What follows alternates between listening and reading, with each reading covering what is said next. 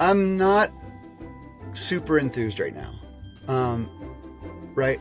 So I think there are way too many brands that got in it because they could buy content, they could buy manufacturing, they could buy design, they could buy all these things, right? From cold plunge tubs to knee sleeves to, massage guns to makeup and activewear, right? Like a brand isn't what it used to be. A brand is a person with an idea who then goes farms out everything about that brand to bring it to market. So they're really shallow. And so, Welcome to the Struggle Bus, a B-Spot show, home of the e-com nearly news. I'm your host, Vinny O'Brien, or as my friends like to call me, Hey You in the Bushes. As an aged journeyman in e-commerce, I wanted to create the Struggle Bus to have a space for us long-suffering career veterans who've seen it all, and then we go quietly back to our desks just to get our jobs done. With me today is someone many of you will already know, Harvey Bierman. I'm going to let Harvey say hello in a minute, but he has recently swapped boardrooms for Black Diamonds, at least for now, come back to his roots. After decades of steering some of the biggest names in retail and commerce, he's on a well-earned pause, exploring the mountains around his new home in Breckenridge, Colorado. His photos are a sight to behold. Most recently, he has the CEO role in Red Van, where I first met Harvey, and we met together in NRF last year, a dual platform agency straddling Shopify and Salesforce. And before that, he was chief digital officer at Christie Sports. Many in the industry first met Harvey back in the Demandware days when he was known for building not just solutions, but relationships.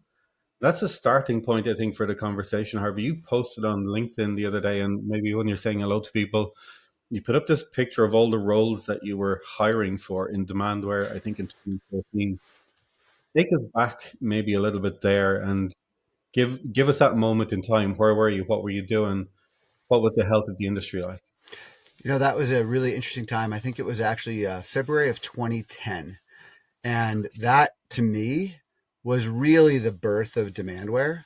While we, started the company in 2005, it really was that time period in 2010 when the construct of what so many people came to know as Site Genesis was created, where we went from early adopters to that next phase of technology embracement, where true enterprises with risk on the table put their trust in Demandware.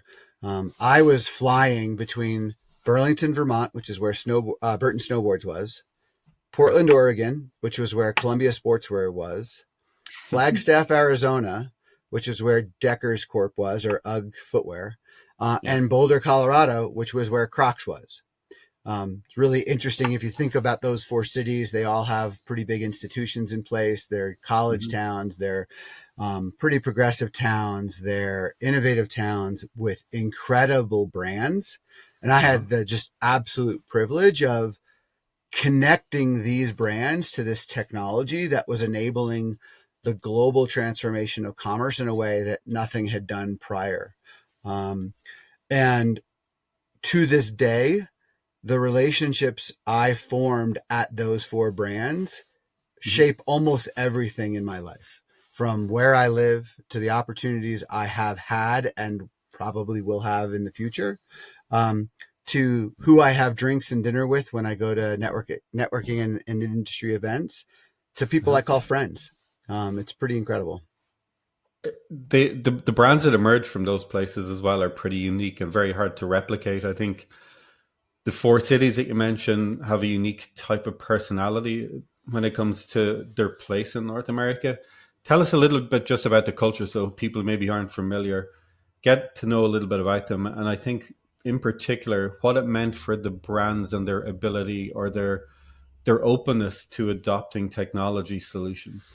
It's funny. I didn't think about the connection between the willingness to adopt technology, especially relatively early on. I mean, in 2010, SaaS was still not an established preference by IT organizations and entrenched leaders for technology solutions.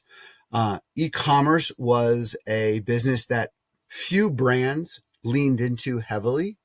Um, and finding people to both make decisions and drive innovation You know, we as the e-commerce industry, which there are so many of us now in 2010, there weren't as many of us, right?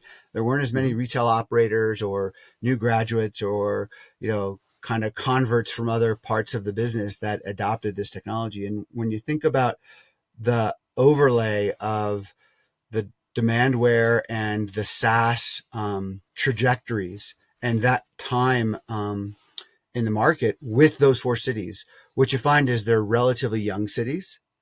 As I Mhm. said earlier, they're relatively progressive cities. Each three of the four of them, I think, have had the same civil engineer that have closed a main street and turned it into a pedestrian walkway, which for our European friends probably is like, well, it's about freaking time the US did that, right? But in 2010, it was still pretty innovative. And all of them have universities, pretty significant university presence, right? And those things probably played a pretty big role in that trend, right?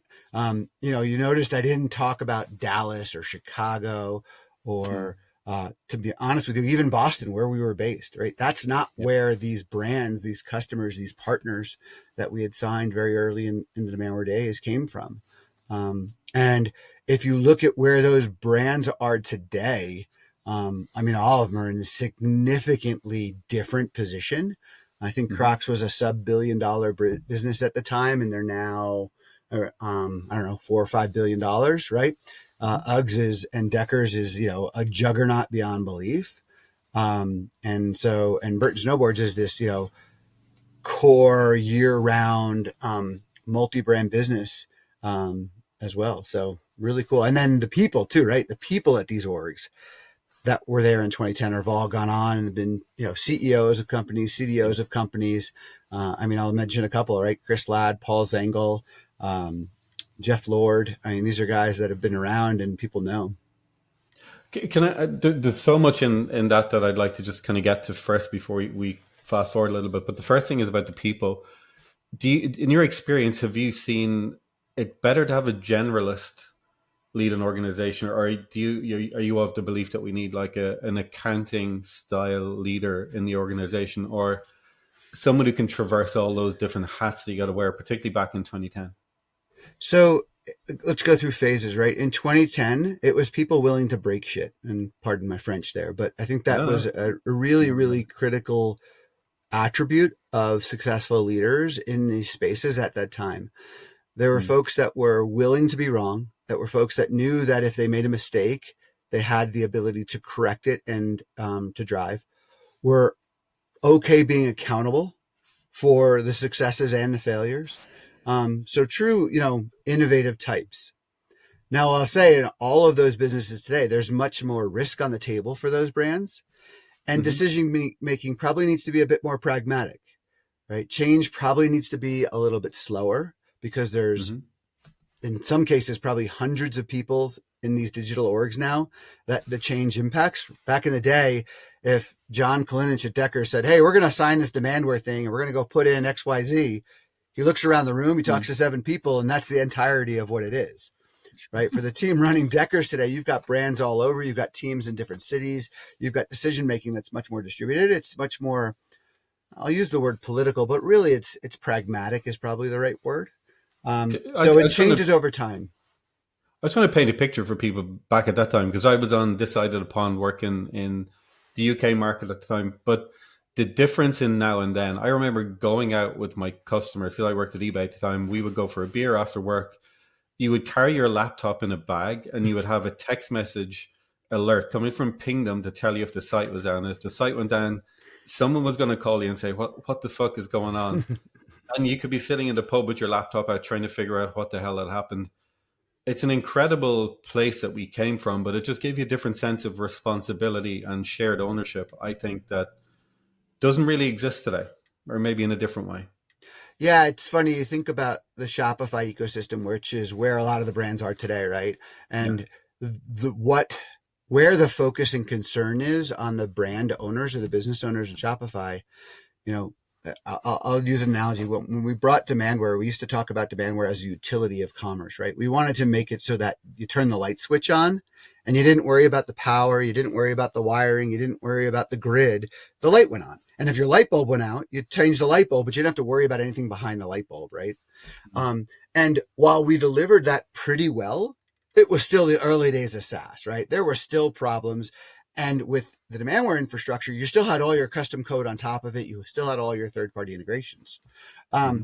In Shopify, they've changed the game, right? I mean, for the for, for the most part, it's a utility. You don't think about not only the application, but for the most part, the integrations, especially if you're choosing the integrations with 5,000 reviews and well documented, right? Like these things work, and all Yeah. you're worrying about is your Google spend, your fulfillment, your inventory.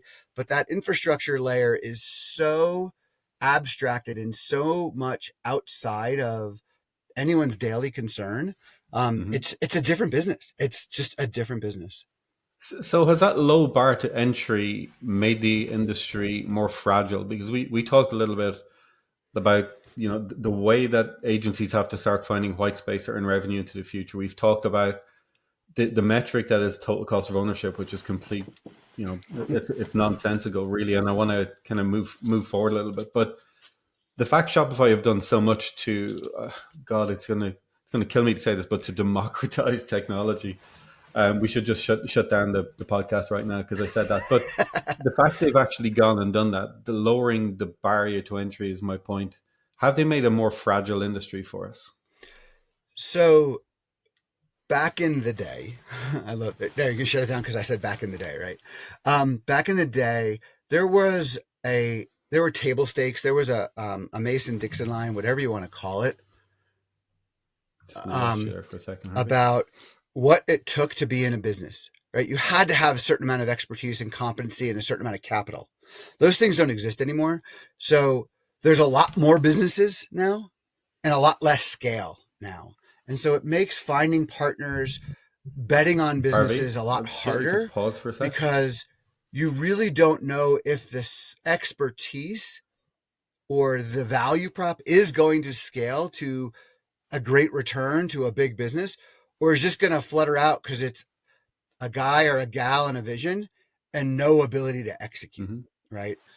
So it's a lot bigger of a gamble, I think, today. But as you Mm-hmm. said, a lot more people can play in the game.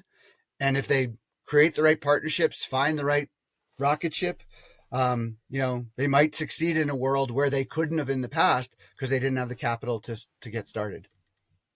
I just lost you there for a sec. They might succeed in a world where They might succeed today in a way they wouldn't have in the past because they never would have had the table stakes, as I said, to get started.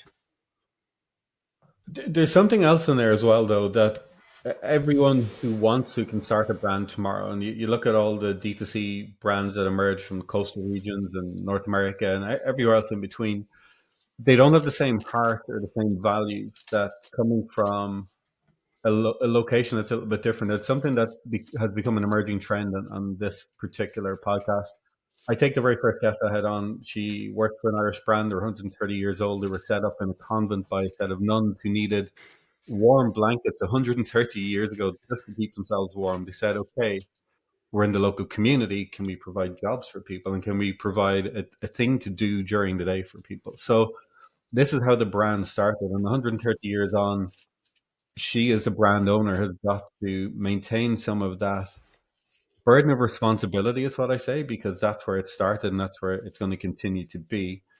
But she's got to apply all these modern techniques to it. And she's in a team of three people, which is kind of in part why she's on the struggle bus. But I don't think we have that same sense of brand for everybody. And the barrier to entry being so low means that an exit is possible in everybody's head because that's what hits the headlines. It's never about, you want to build a 20-year company? No, I fucking don't.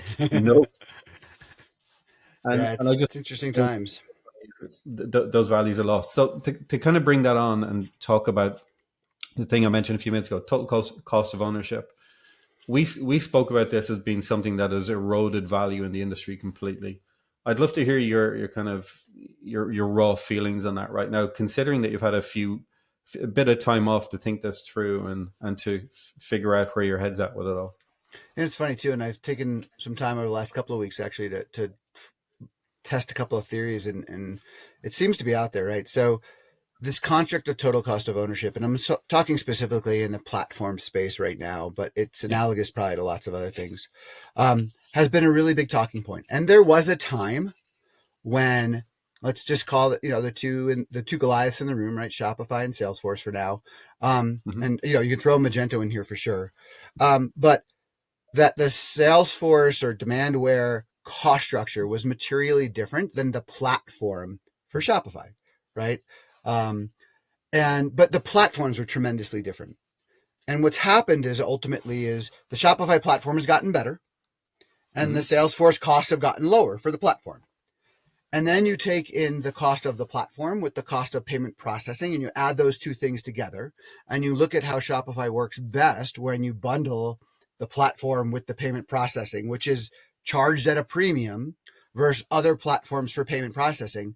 You start to Hmm. recognize that from a platform perspective, this total cost of ownership thing is a zero sum game, right? It's a wash.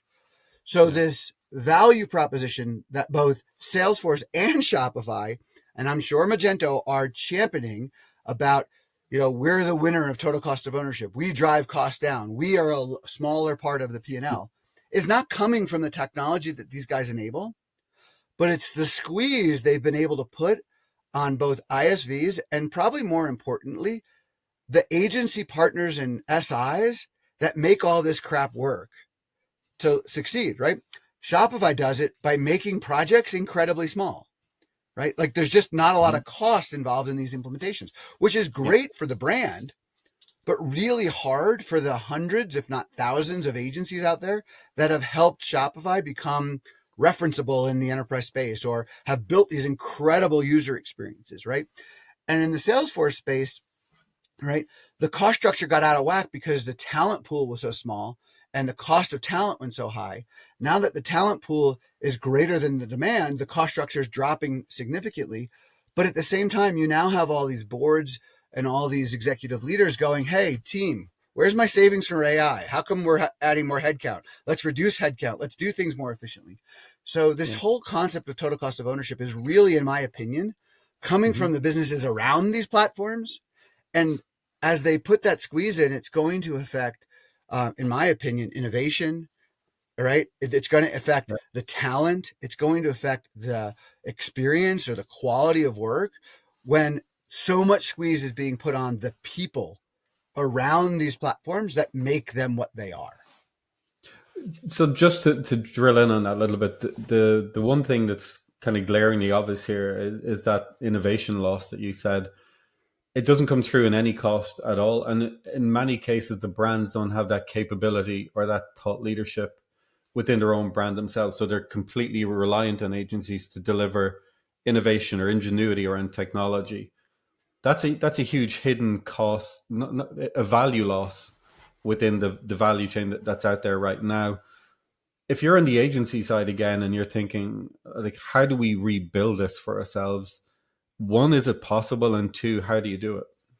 So, I mean, it is possible, right? I think there was a tremendous amount of agency business that was in the past paid for through nuts and bolts or, operational processes, right? From Yeah. running keyword campaigns to managing integrations to building even things like functional specification documents or business requirements documents, right? Yeah. These are things that AI are helping, I think, probably simplify. And what it means is that the agencies that are going to succeed are probably ones that go upstream in the value chain to things like strategy, right? Agentic commerce Yeah. channel, revenue generation, Uh-huh. innovative user experiences and design, really pushing the boundaries of what can happen on a website with video and interactive experiences. And then as agentic commerce or agents or whatever you want to call it evolves, right? Making sure that the businesses that they partner with are getting the benefit of something they wouldn't get if they didn't have that partnership, right? So they're paying fractionally for the innovation, not fully for the innovation, right? You and I know there are tons of brands who have put headcount into place, have Mm. put money in vendors and made these big promises about returns on agentic, and then they sit there at board presentations and it's like, we've spent all this money and our comps are down. Right? Like, like that's about the worst thing in the world. So the ones that are, being more pragmatic and testing and learning, allocating small funds and then using fractional resources through agencies to help get access to it, I think are the ones that are going to lead. So that's where I think it's the same story over and over again, right? The higher you go in the value chain, the more likely you're to Yeah. succeed and be a leader in the next version of whatever it is you're in. There's something that's consistent in everything you say, and I go back to your 2010 story. It's culture. Everything that you've referenced, to me at least, sounds like there's a cultural heartbeat that determines all this, even down to how you think about agentic has got to be a cultural manifestation within an organization. It's something you sit down and say, right, we're going to make the best of it. And I've been interviewing people for the last three weeks around this particular topic, and I'm kind of skeptical on it. But what I'm always met with is no one ever asked for the mobile phone. No one ever asked for a cell phone, a smartphone. No one ever asked for the car. All these things that have become phenomenal change agents in our lives. Agentic, I guess, is going to be that way, but it's contingent on our industry being smart enough and curious enough to do something useful with it. I That's see. kind of my take. Yeah, mine's I don't know if it's different, but it's maybe more nuanced. So no one asked for Amazon or Walmart or Shop App or right or Zalando Mhm. or Go Tmall, um, and it became another way to engage with brands. Right. I think Yeah, agentic commerce is just another way to engage with brands, but agentic commerce in and of itself on its own is useless. It doesn't exist. Like it is nothing. It is a blank. It is heard it four here walls, first. right? So Yeah. I think the real challenge to me is not is what brands are going to learn how to use this tool, like just like what brands learned how to use Zalando, what brands learned how to use 1P versus 3P on Amazon. Um, and then the real issue is those disintermediaries, Amazon, eBay, Walmart, go around whatever market you're in. What are Hmm. they going to do? Because that's to me what's at risk here. The brands aren't at risk in and of them, or the concept of brands aren't at risk in and of themselves. It's the disintermediaries that sit between the brand and the consumer that are at risk. Obviously, brands that sit on the sidelines and don't recognize that there's a shift happening are at risk. Hmm. Um, but yeah, I mean, it's that disintermediation, and as it always is. Interesting. We're coming up on time because I tried to keep this to 18 to 25 minutes. I've got two key questions I'm going to ask at the end. But before I do, how different or not do you feel about the industry having taken a step back? Do you feel energized by what's in front of us? Do you feel do you feel kind of inhibited by it, or do you feel like you've just got a new point of view? I'm not super enthused right now. Um, Okay. right. So I think there are way too many brands that got in it because they could buy content, they could buy manufacturing, they could buy design, they could buy all these things, right? From cold plunge tubs to knee sleeves to Yeah. massage guns to makeup and activewear, right? Like a brand isn't what it used to be. A brand is a person with an idea who then goes farms out everything about that Hmm. brand to bring it to market. Yeah. So they're really shallow, and so that's what's got me disillusioned. There used to brands like Timberland were created by a family of cobblers who wanted to, do shoes the right way. And Hmm. like, so it was a cobbler that created a brand, not a brand that found a cobbler. Yeah. So I Got would it. love to see, this creator economy be more about people bringing something innovative to market and learning how to be a brand instead of, Hmm. knowing how to be a brand and then using literally white labeling everything that is the brand. You go to so many conferences and hear, "Oh, how'd the brand start?" Well, I was on TikTok or on Instagram, and I saw my followers love this, so I decided, "Oh, Yeah. I don't hear that again." So the final two questions for you. One, if your career was a song right now, what would it be? Well, it's like That's a good question. You didn't ask me that question in advance. No, I didn't. So the immediate one that comes to mind is a song that means a lot to me for a lot of reasons, but it's "Crazy" by CO. Because the song, if Wow. you're never gonna survive unless you get a little bit crazy. Amazing. That's gone on the playlist and it will be hitting my speakers tonight. Final question, Harvey. Why should we let you on the struggle bus? Why do you deserve to get that seat? It's not for me to decide, but I will tell you that generally what I have found over the course of my career is that my story resonates with people. The Uh-huh. experiences I've had, both as a, starting in the 80s as a retail merchandiser, retail buyer, salesperson on a floor, getting a chance to work for Michael Rubin and Global Sports Interactive way back in the day, seeing the birth of e-commerce as a services industry. Hmm. Um, Ironically, by chance, luckily, getting the opportunity to work at Demandware, and partnering with all these amazing brands, creating these relationships with so many industry icons. Um, and then leaving Demandware, going back client side, Hmm. and being accountable for the bullshit I probably spewed for 7 years while at Demandware. I And love then it. finally, in the last couple of years, right, being on the agency side, like I've been on the product side, I've been on the brand side, I've been on the agency side. There's not a P&L that I haven't seen or been responsible for, with all three parties always being in the other person's P&L. And I think it's a pretty unique perspective. People tell me they like to hear what I have to say, um, and I don't wear a suit when I show up. I feel privileged to have got some of your time today. I genuinely mean that. There's so much culture in everything you say. There's so much humanity. And I remember when I first spoke with Kristen last year before we got to work with you guys briefly at NRF, it was one thing that she was at pains to tell me was what a great people person that you were. And everyone that I've spoken to about you since and heard you speaking have all leveled up to that as well. But I'm genuinely grateful for you taking time out today and for the pre-calls that I missed and the ones you actually made as well. So thank you so much, Harvey. Where can people find you? What's the best place to connect? Probably best place is LinkedIn. It's where I'm the most active. Pretty open, Amazing. pretty honest, and love to connect with you. Amazing. And hopefully we'll see you on the Watson Weekend or our Big Brother podcast later on this year too. But thanks so much for taking time out, Harvey. Much appreciated. And welcome to the Struggle Bus. Thanks, man. See you later. I'm just See ya. going to stop this now. Give me one sec.